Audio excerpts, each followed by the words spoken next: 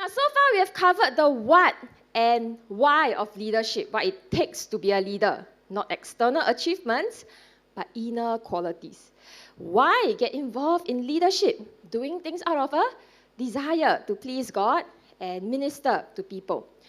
Today we come to the end of the series, and I want to touch on the how. If leadership is about ministering to people, how do we do it? What are the methods we use? How do we effectively move and influence people? But before we get that, let's try something out. Now, I need you to first imagine that you are a cell group leader. Okay, imagine all of you here, or about 70 to 80 of you, you are all cell group leader. Okay, so turn to the person on your right and say, hello, cell group leader. For some of you, it's going to be prophetic. Okay, hallelujah. Okay, imagine you are a cell group leader leading a group of 10 secondary school students. Okay, imagine. Okay, you're a cell group leader, you got 10 secondary school students under you. And one day, you saw one of your cell group members appearing on all the news in Singapore because of something she did. Hey. I'm going to show you a video of what she did.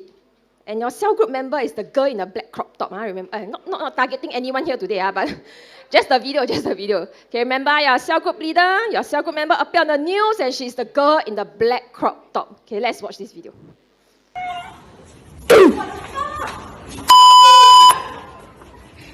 Okay, this is a clean version. Black crop top. Your cell group member haven't appeared yet. Come ready. Your cell group member. Your cell group member,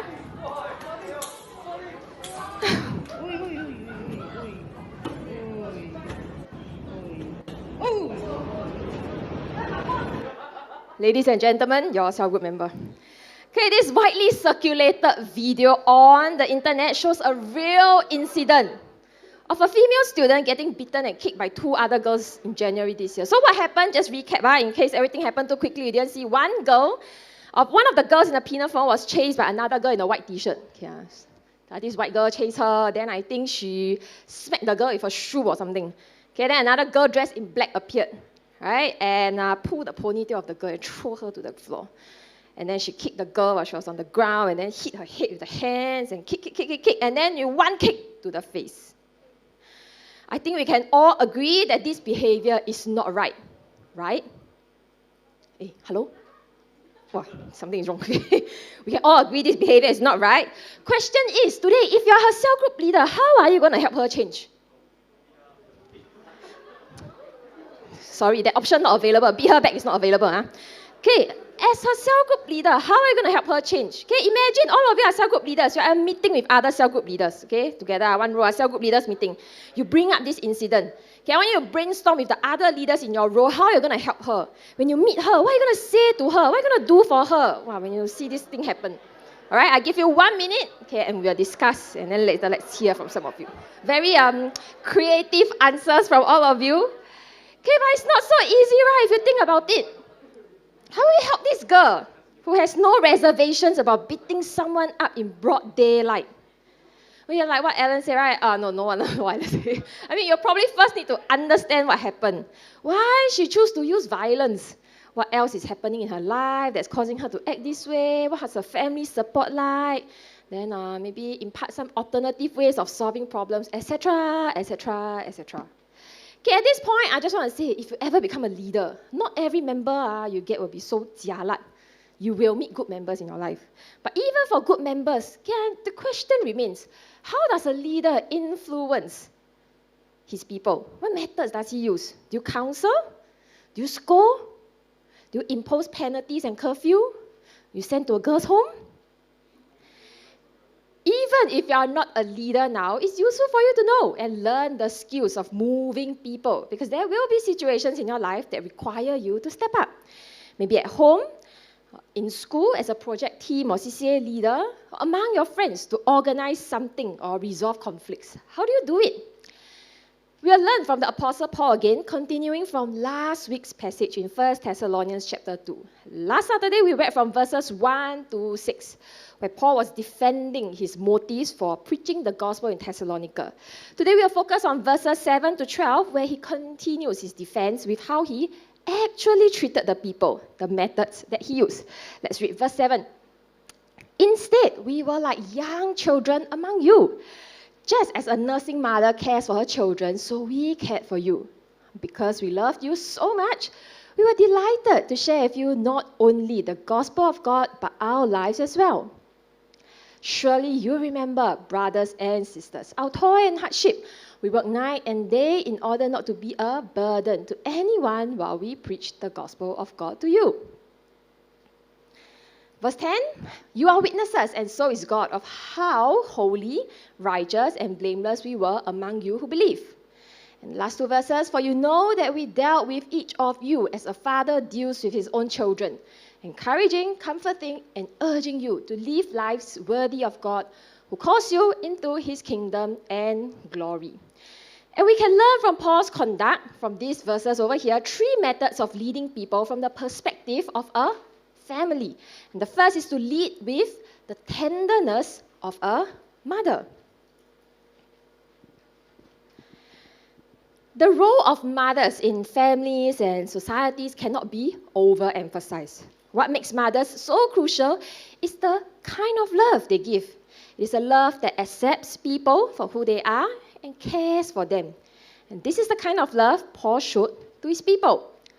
I want to bring our attention to the very specific analogy that Paul chose. See in verse 7, just as a nursing mother cares for her children, so we cared for you. He didn't just say mothers in general, but a nursing mother. Anyone knows what's a nursing mother? A nursing mother is not a mother whose occupation is a nurse. Okay? It usually refers to a mother who is breastfeeding her baby, but can broadly be applied to any mother who is caring for an infant. So what's special or different about a nursing mother? It is her tenderness. To be tender means to be affectionate and easily moved to compassion. You can't find a more tender relationship than one between a nursing mother and her child. Because the mother will give everything she has to care for the baby, regardless the demands or state of the child. Let me show you a picture of a nursing mother. Can you sense the tender, loving care in the mother? I try again. Can you sense the tender, loving care in the mother? This beautiful, tender mother is me. Okay? And this picture was taken back in 2018, when my firstborn, Nathaniel, was 1 week old. I've never felt a more powerful, self-giving love than the love I have for my child. I remember the moment Nathaniel was born, and I held him in my arms. I love him. I just simply did. And he was, to me, the most beautiful baby. Even though, actually, objectively speaking, his nose was a little flat. his hair a bit sparse when he came out. And then he was really thin like a kampong chicken. But don't tell my son I say this when he grows up. Okay, the point is, I simply love him for who he is. And I took such great care of him. I've never taken care of anything or anyone else with so much attention, love, and sacrifice. Not my possessions, not my parents, not my husband. I tended to Nathaniel and his every need round the clock at the expense of my well-being and sanity. Okay, there's an incident I'll never forget. One day, I was bathing baby Nathaniel, as I did every day. Now, bathing an infant requires tremendous delicateness. You must secure their flimsy neck. The neck is like no neck like that. And then the entire body with one hand, and cover their ear, because the water cannot enter the ear. With the other hand, you must hold a cloth, then you wipe gently like that. Okay. So, while looking at him with great love and wiping him with a lot of gentleness, suddenly, I felt something warm going down my thigh. Then, I think, maybe I think too much. Then I still look at him, really warm one. Wow, so I turned my head, and then guess what was trickling down my shorts and tie? Chocolate. Almost there, his runny poo, wow, of all times. He pooed when he was not in a diaper. And then my two hands were full. And then I'm like, what do I do now? And what did I do? I didn't eat at him. I didn't reject him or say, somebody come and take him. I cleaned and settled him before I even attended to myself. A child can be confident that he can go to his mother in any state and be accepted, even if you have messed up, gotten into trouble, or are rejected by everyone else. And Paul says this is how he led, not as a dictator, authoritarian, or coercer, but as a mother who loves and cares for her children. Paul is claiming that he and the other apostles treated the Thessalonian believers with the type of careful, nurturing, parental care a mother gives to an infant. Far from using the people to minister to himself, he gave himself to minister to them, because an infant has nothing to give to you. He was concerned not only with his ministry goals, but his people's well-being. Why does it matter? Being a leader is just telling people to do things, right? Because people don't care how much you know until they know how much you care about them. The girl in the video will not care how much you know about anger management strategies until she knows you genuinely care for her and are not just relating to her as a job. Your project mates will not care how knowledgeable you are about the subject until they know you are sincere in taking in their feedback. Your friends won't care about the stories and experiences you have to share until they know you are equally interested in theirs. Your cell group member will not care how much wisdom you have to offer until they know you sincerely love them. The leader who leads with the tenderness of a mother cares for his people, is concerned about their condition, sensitive to their personal needs. It implies acceptance, it implies compassion, tolerance of imperfections, and it implies patience. Now, when people feel personally cared for, they are more likely to respond positively and be engaged in what you are trying to get them to do. Reflect on the way you relate to people. Are you willing to accept people as they are with their shortcomings? Or do you always expect people to be in tip-top condition? Who are the people you care for? Only those whom you find deserving? Or you try to extend care to everyone God has placed in your life because you understand, right, that who people are on the outside may not reflect what they are going through on the inside. So first, Paul cared for his people with the tenderness of a mother. Next, he treated them with the comradeship of a brother. Comradeship is a friendship inspired by shared experiences. It refers to the feeling of friendship when people live or work together. The old school of thought on leadership will tell you that leaders and their followers cannot be friends. Otherwise, the lines will be blurred. But the new school of thought says there is a way to be friends without compromising on the leader-follower relationship. In fact, leadership is about relationships, the connections we make, and the friendships we create. That's what Paul did. Let's read verse 8 again. Because we love you so much, we were delighted to share with you not only the gospel of God, but our lives as well. Paul and the other apostles shared their lives with the Thessalonian believers. They weren't just there to teach the word, fulfill a task.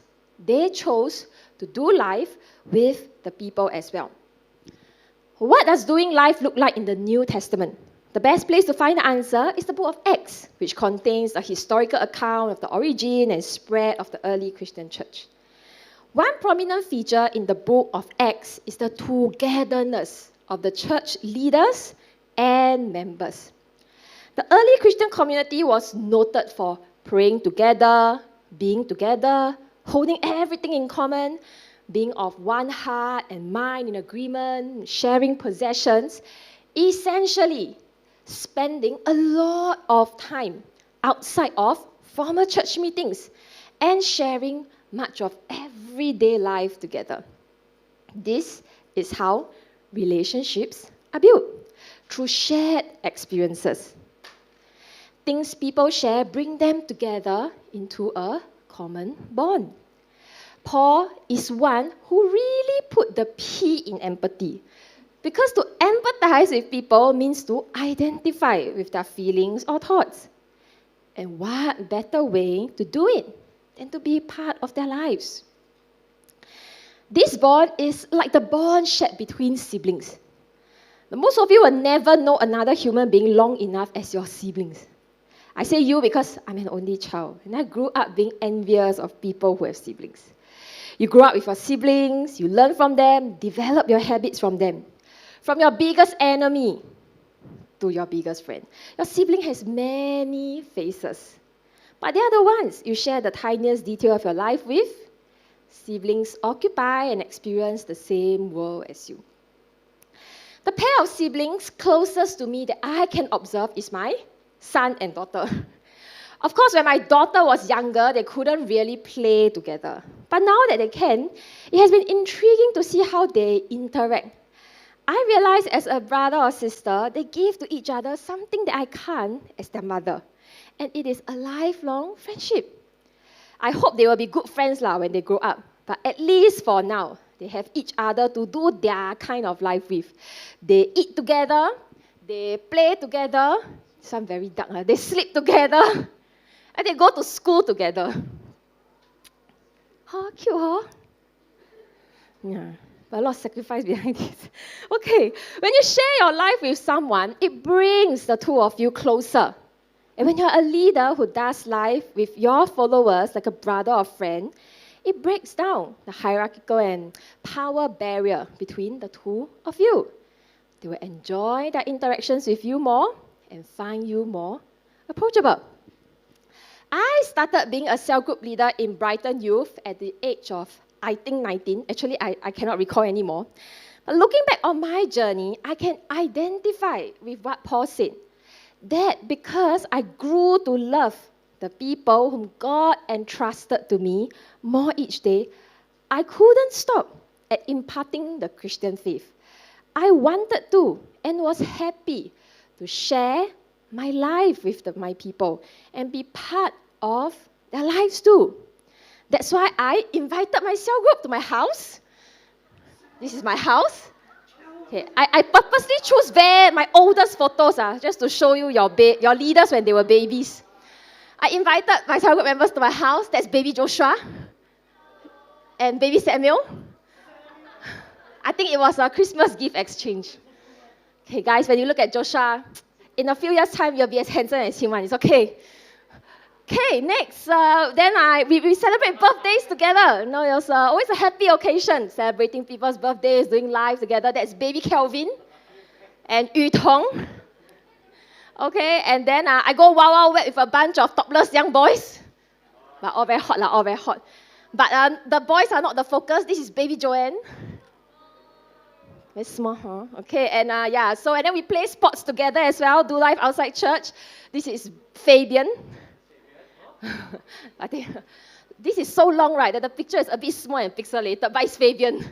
Yeah, so playing badminton together. Okay, other than worshipping God and learning the Word of God together, which is very important, it was also in such moments that my relationship with people was built. It helped me know people more intimately, grow closer to them, and build stronger bonds. I benefited from their friendship, and my life was enriched by their presence, probably as much as I think I did to them as their leader. Having these people, and now all of it in my life, teaches me to be humble, to be grateful, and gracious.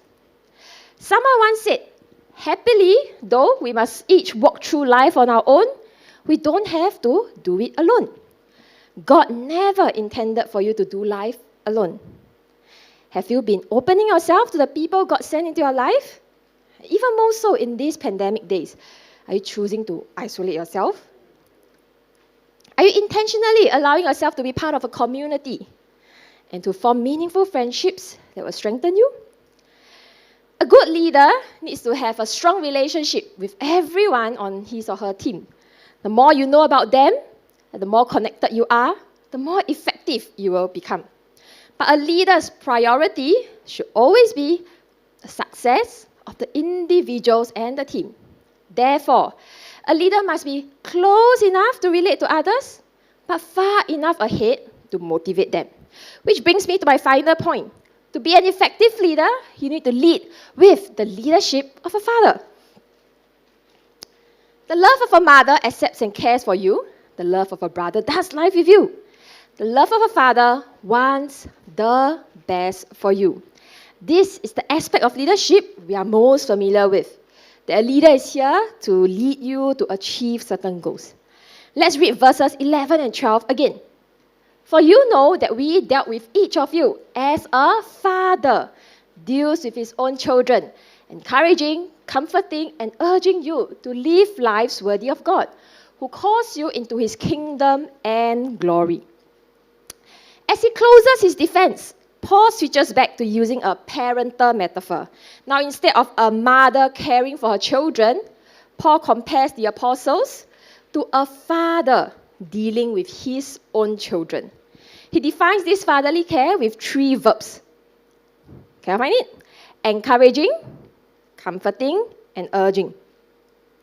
But more important than what Paul does as a father is the goal of his actions. Paul's goal is for the Thessalonians to live lives worthy of God. Although he claims to be their father, his concern is not that they live to please him, but God, who is the Heavenly Father. Just as Paul insisted earlier in verse 4 that we looked at last week, right, that he and the other apostles were only interested in pleasing God. So his ultimate goal for the Thessalonians is that their lives will be lived in a similar way. Part of being a parent is preparing a child for the day when he or she will go out on their own. In Paul's case, the Thessalonians are his spiritual children, and his hope is to help them live in obedience to God. So this sometimes requires acting as an encourager when they are timid, comforter when times are tough, and urging them when they need a slight push. When preparing for this message, this point about father was the hardest for me to appreciate, because I feel I have not experienced such leadership from my father. Growing up, we had a distant and strained relationship. He mostly left me on my own to do my own things, and didn't seem like he got any objectives for me. But when I put myself in his shoes, I came to realize that it was not because he didn't want to. Rather, he didn't know how to, because he was not brought up this way, and he did not receive much education. However, if given the chance, he'll be more than happy to do so. And the chance came when I was learning driving while in university. You see, my father drives for a living. He drives a 10-ton lorry. Do you know how big is that? Okay, it's a 10-ton lorry. He transports goods from places to places. That's his job. When I started taking driving lessons, he would check in on my progress from time to time. Then my mother secretly told me that he can't wait for the day I get my license and drive with me on the road. I think he was like secretly thinking like his driving genes will be passed to the daughter. He even went to buy the P plate before I took my driving test. Finally, after X number of tries, I passed and got my driving license. But I wasn't really excited to start driving for real, because I wasn't confident in my driving skills. He was the one who kept encouraging me too, saying that you just need to get started. He comforted me when other drivers honk at me. Bad behavior of other drivers. He comforted me when other drivers honk at me or gave that, I know it's a female driver dirty look. Okay, he tell me, it's okay, ignore them, concentrate on your driving. And he urged me to drive each time there was a chance to, instead of just naturally walking to the passenger seat. Today, I always tell people, I always say there are three people I thank for being able to drive independently. God for watching over me every time. My husband for being brave enough to let me take his car. And my father for patiently teaching me. My father knew this is a life skill that will benefit me in the long run. He wanted me to pick up this skill, and he personally guided me in it. Like a good father, a good leader wants the best for his people and urges them towards it. Leadership is getting people to do what they don't want to do to achieve what they want to achieve. Leadership is influence. In fact, the influence of leaders often outlasts them. So when you work with people, do you desire the best for them? Do you try to help them reach their best potential, achieve goals that they can't on their own?